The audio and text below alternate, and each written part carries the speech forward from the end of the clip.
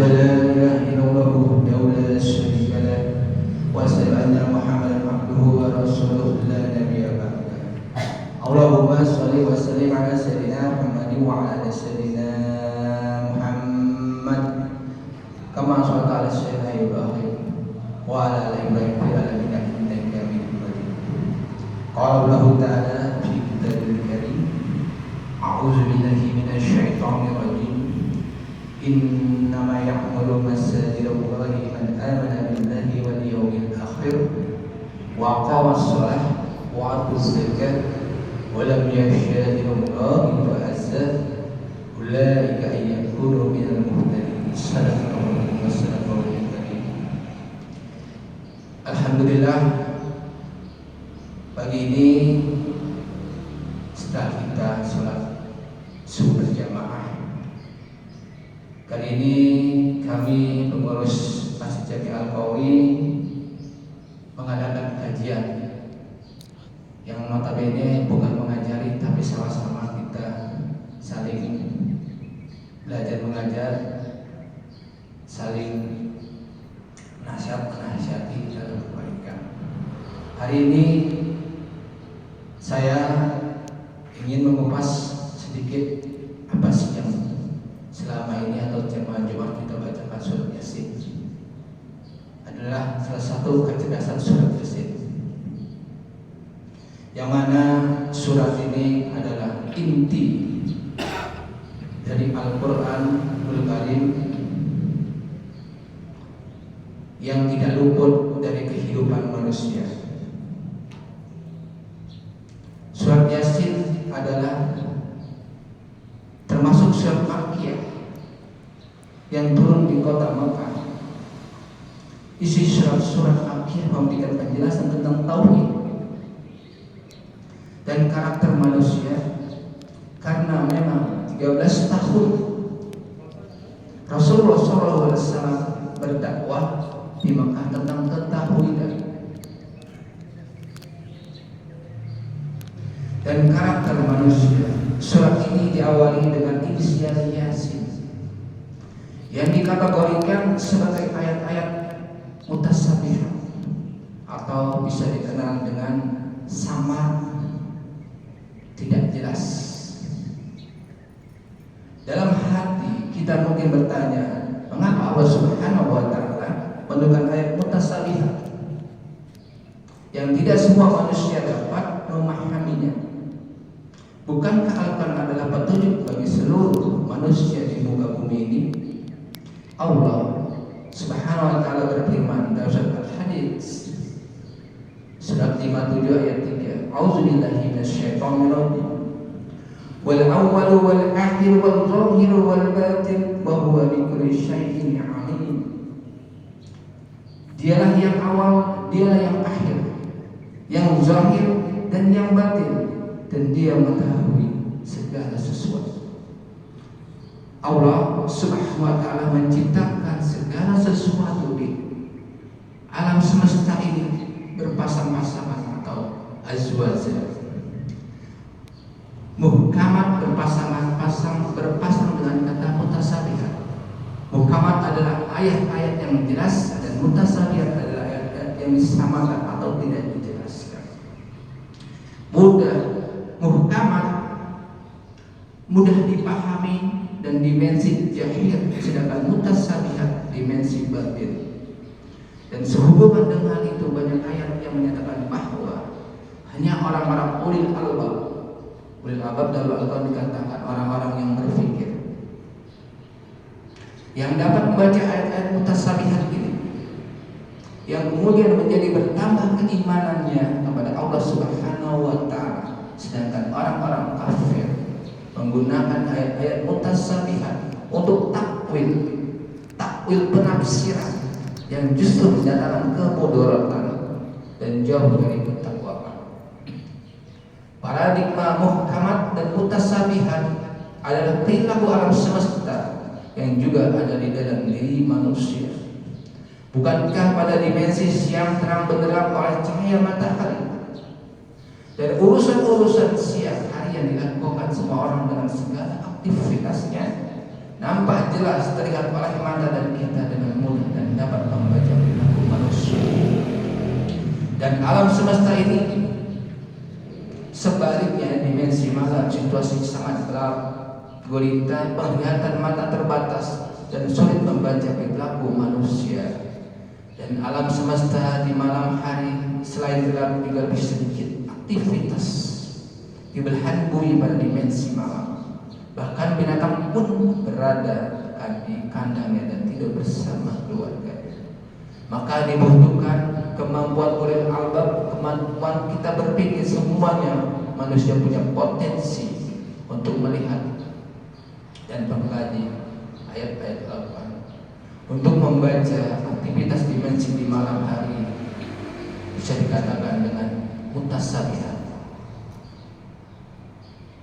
karena ayat-ayat mutasabihat memerlukan kemampuan ulil albab dan tugas para ulil albab. Inilah yang menjelaskan ayat-ayat mutasabihat. Yasin, huruf hijaiyah yang berbunyi ya, berarti hai, wahai, adalah panggilan untuk segera bersiap.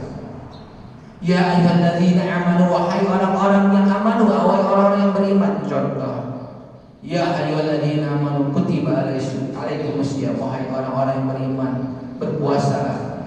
Ya ayyuhalladzina amanu ittaqullaha, hai orang-orang beriman, bertakwalah.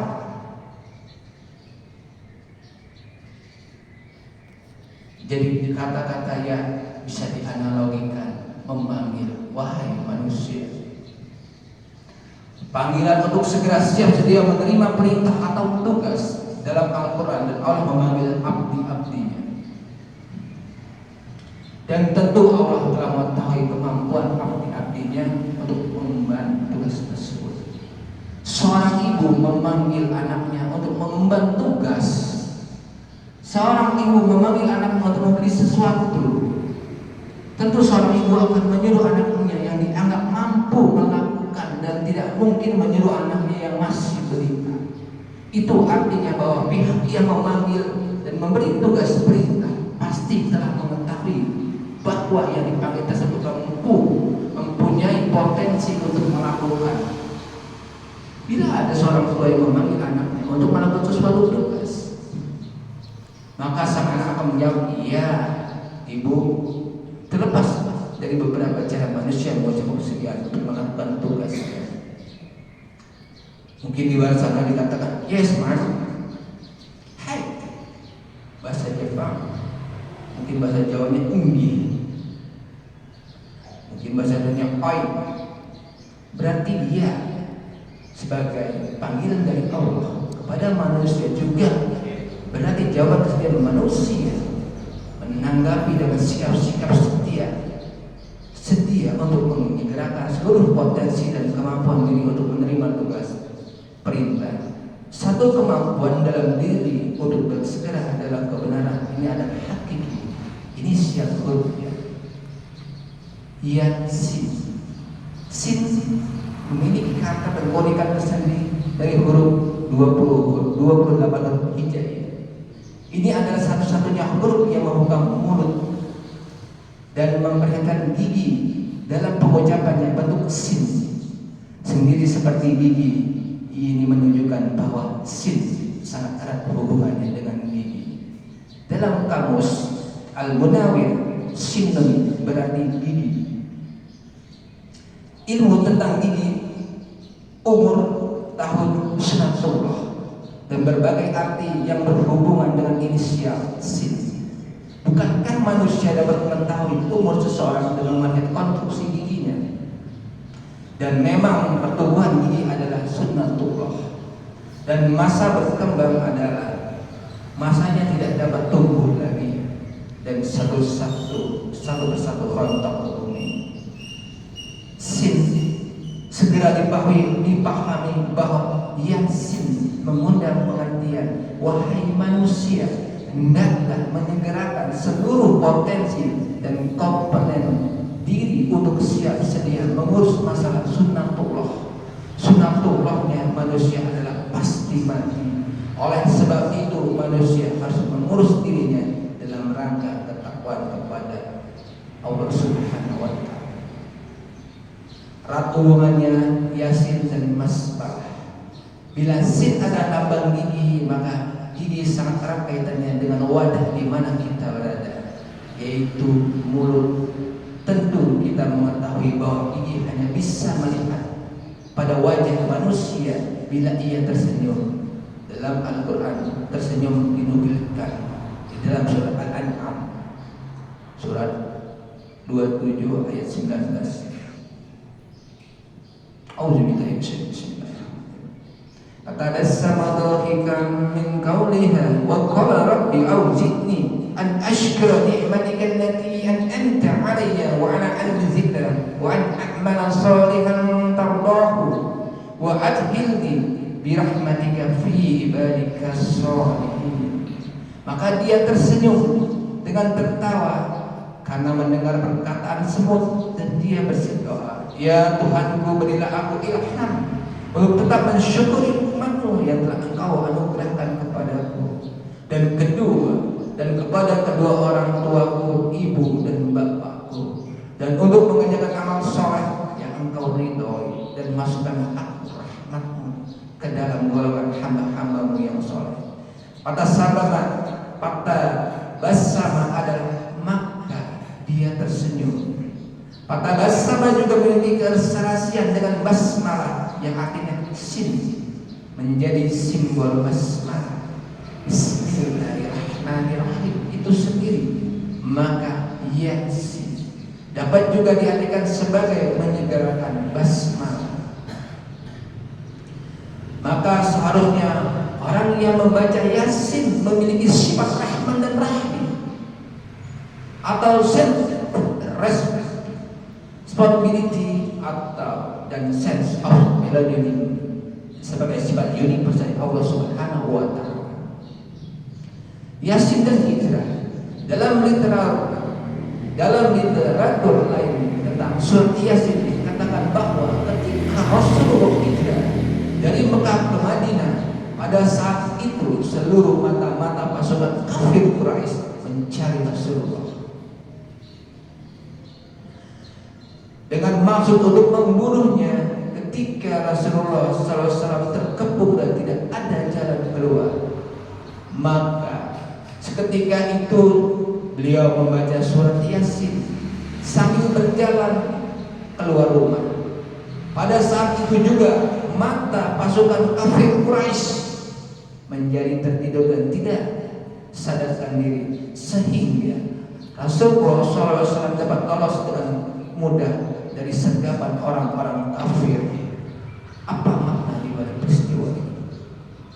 Yasin seperti telah dijelaskan di atas adalah suatu sikap aktif dan dinamis untuk menyegerakan tindakan-tindakan yang bertujuan kepada Allah Subhanahu wa Ta'ala. Bila diperhatikan antara orang yang aktif dengan orang yang tidak aktif atau stagnan, pasti memiliki perbedaan yang sangat mencolok. Orang yang aktif pasti memiliki tujuan-tujuan dalam pekerjaannya. Orang yang aktif bergerak, sel-sel dan metabolisme tubuhnya akan terlatih dengan baik untuk menyelesaikan tugas-tugas yang diberikan kepadanya. Sedangkan kita mengetahui bahwa komando gerak tubuh manusia adalah otak, maka sebenarnya orang yang bergerak aktif dinamis sedangkan mengusirkan otaknya itu sendiri. Bila semua ini adalah bertujuan kepada Allah Subhanahu wa Ta'ala, maka otak akan bergerak aktif dinamis sesuai dengan fitrah penciptaannya. Orang yang aktif dinamis atau disebut dengan Yasin akan memiliki pengetahuan lebih akibat pergerakan dirinya. Orang yang Yasin akan memiliki pengalaman lebih dibanding orang yang tidak berbuat apa-apa. Orang yang Yasin akan memiliki sifat dan karakter yang lebih baik dibanding orang yang diam. Dalam pengalaman hidup saya, manusia pernah mengetahui suatu kondisi di mana ada kekosongan, kekhawatiran, frustasi dan putus asa akibat merenungi dan memikirkan sesuatu masalah dengan mendalam. namun tiada aktivitas yang dilakukan untuk mengatasi masalah tersebut. Itulah pekerjaan syaitan yang memang membuat manusia menyelam dalam penyesalan dan kesedihan seperti dinukilkan dalam surat Al-Anbiya surat 21 ayat 82 yang berbunyi, wa minasyai'atini may yaghusuna lahu wa ya'maluna amala duna zalika wa kunna lahum hafizin.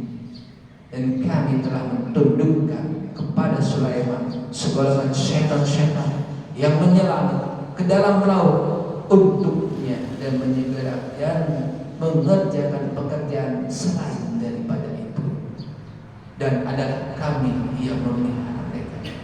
Setan memang ahli menyelam, sebagaimana pikir manusia yang gemar berpikir mendalam tentang sesuatu dan berujung pada penyesalan dan kesedihan. Bila gemar berpikir mendalam penuh sesaat dan kesedihan tanpa berbuat apapun untuk mengaktifkan potensi diri dalam rangka mengatasi permasalahan, maka sebenarnya harus disadari bahwa syaitan telah berperan dalam otak manusia. Makhluk lain yang gemar membuat manusia menjadi tidak aktif atau tidak dinamis adalah jin. Yang dinukilkan di surat An-Nas, alladzi yuwaswisu fi sudurin nas minal jinnati wan nas, yang membisikkan kejahatan di dalam sudut manusia dari golongan jin dan manusia. Jin selalu mengganggu lewat informasi yang dibisikkan kepada manusia, sehingga bisa membuat manusia berprasangka buruk, tidak percaya diri, tidak menepati janji, ingin cepat kaya, dan berbagai gangguan kejiwaan akibat bisikan informasi jin ke otak manusia. Namun raja dari segala raja stagnan adalah iblis. Iblis sendiri memikir akar kata ablasa yang artinya stagnan atau status quo, tidak bergerak lebih baik lagi. Maka manusia yang sudah tidak lagi mau bergerak atau menjadi lebih baik dan tidak aktif dinamis untuk melaksanakan tugas-tugas hidupnya, sebenarnya manusia ini telah menjadi jin, syaitan dan iblis, atau dikenal dengan tribandidos, 3 penjahat yang ada di dalam tubuh kita dan musuh kita dalam keseharian. Bisa dianalogikan di dalam Al-Quran, Fir'aun, Qarun, dan Haman. Mereka adalah makhluk yang kafir. Analogi kafir Quraisy yang mengepung Rasulullah SAW adalah ibarat jin, syaitan dan iblis yang mengepung otak manusia untuk tidak mau bergerak, diam di dalam rumah. Di sinilah diperlukan Yasin untuk membongkar kejumudan dan stagnasi dalam diri kita, sekaligus Yasin menjadi penakluk kekafiran dalam diri hingga mereka jin, syaitan dan iblis tertidur dan tidak aktif mengganggu indera kita sendiri kita. Yasin adalah gambaran tawaf dan sholat manusia yang aktif, dinamis untuk melemparkan dan membenarkan potensi-potensi buruk dalam diri yang menginginkan untuk menyerah tanpa menyesal, berharap, merasa baik, merasa buruk dan sebagainya tanpa melakukan tindakan yang tidak berguna, sehingga manusia tidak mampu bergerak karena sudah terikat oleh buhul-buhul jin, setan dan iblis. Nauzubillah min dzalik. Untuk itu kami ingin berinteraktif pada jamaah. Bila jamaah ini suatu pertanyaan yang harus kita sampaikan terkait dengan surat ini, surat Yasin, karena ada 2, ada surat Mutasabihat, ada surat Muhammad. Mutasabihat itu seperti Yasin, Kalau mukaman itu wal Qur'anil hakim, demi Quran yang hikmah. Ada dua. Jadi untuk berkaitan dengan kajian kita kecerdasan Yasin, bukan kita saling menggurui, tapi kita saling berinteraksi untuk menuju kebaikan dalam diri kita. Silakan para jamaah yang ingin bertanya di masalah ini, insya Allah selama kami bisa menjawab, kami akan menjawab. Silakan moderator. Silakan bapak-bapak yang mau bertanya tutup tangan.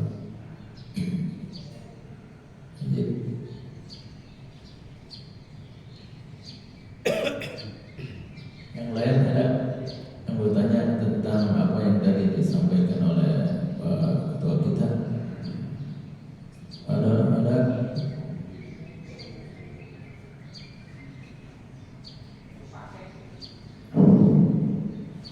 Tidak ada? Nah, berarti yang tidak ada tepuk tangan berarti sudah pada paham semua. Insyaallah. Kalau sudah paham semua, yang menyampaikannya nanti bisa amal, yang mendengarkannya nanti bisa amal. Itu aja betul. Ternyata tidak ada yang bertanya kepada masyarakat kepada semua. Baik, terima kasih kajian kita di pagi ini tentang kecerdasan Yasin yang baru kita bahas. Ini adalah baru kata-kata Yasin, belum kata-kata wal Qur'anil hakim, innaka laminal mursalin ala siratil mustaqim, sampai jalan lurus. Itu saja dari kami. Mungkin ada 83 ayat dalam surat Yasin yang tertera di juz 22 sampai juz 23. Itu saja moderator. Mungkin nextnya nanti kita bersama kurang di luar. Dan terima kasih juga sekaligus kepada Pak Agus yang telah memediasi untuk memberikan rezekinya kepada kita semua. Saya mohon para jamaah untuk menikmati apa yang telah ada yang disediakan oleh kawan-kawan kami di belakang. Insya Allah apa yang diberikan oleh saudara kita itu menjadikan amalan, karena ada di Al-Quran menunjukkan innallaha yaslul kitaballahi wa aqamas shalah wa anfaqu mimma razaqnahum sirran wa alaniyah tadallal yunan tijaratan tabur. Jadi bacalah kitab Al-Quran, berinfaklah baik secara terang-terangan maupun secara diam-diam. Sesungguhnya mereka itu adalah berniaga dengan Allah dengan tidak cara merugi. Masya Allah, itu aja kaidah fadilah orang berinfak baik secara diam-diam atau secara terang. Wassalamualaikum warahmatullahi wabarakatuh. Waalaikumsalam warahmatullahi wabarakatuh. Terima kasih Bapak kita menyampaikan tentang ayat Yasin, yang mudah-mudahan kita semua baik yang menyampaikan maupun yang mendengar bisa memahaminya dan insyaallah bisa mengamalkan apa yang disampaikan. Untuk baiklah, untuk keberkahan ilmu kita yang kita dapatkan ini, marilah kita tutup dengan doa penutup kita ini. Alhamdulillah guru kita Ustaz Ahmad telah hadir, maka kami persilakan untuk menutup doa tentang pagi ini. Terima kasih. Dan saya sebagai MC moderator juga menyampaikan permohonan maaf apabila kurang berkenan semua atas apa yang saya katakan dan saya sampaikan. Demikian. Wassalamualaikum warahmatullahi wabarakatuh.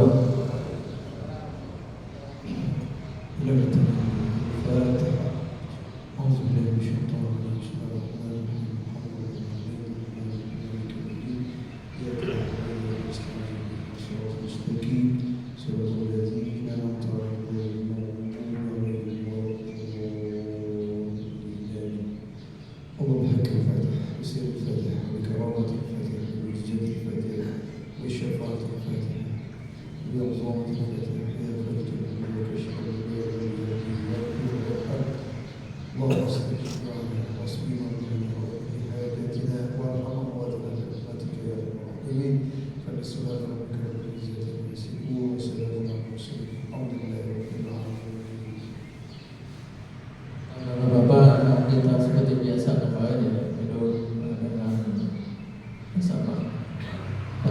dari siapa ini?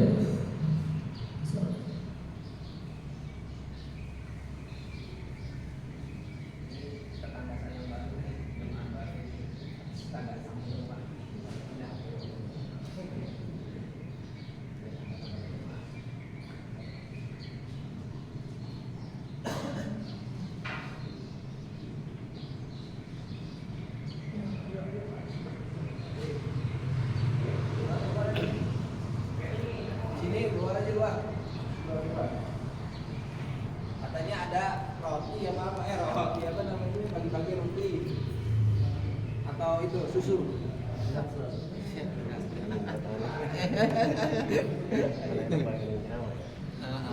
Biar ini nggak muat. Insya Allah nanti setiap 2 minggu sekali. Oh iya. Benar. Kita ngopi dulu. Iya, itu kelihatan itu. Sama. Iya, sama. Wih. Wih, sini kita nih. Hai, Pak Cahyo.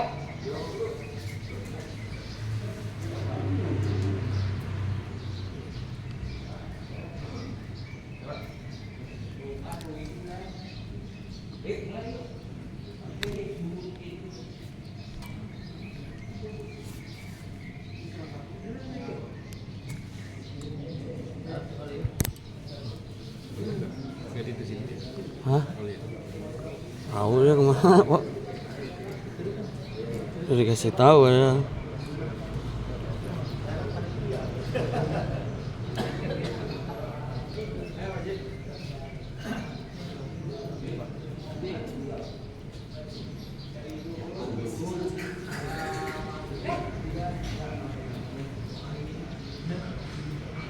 Nah, cocok banget.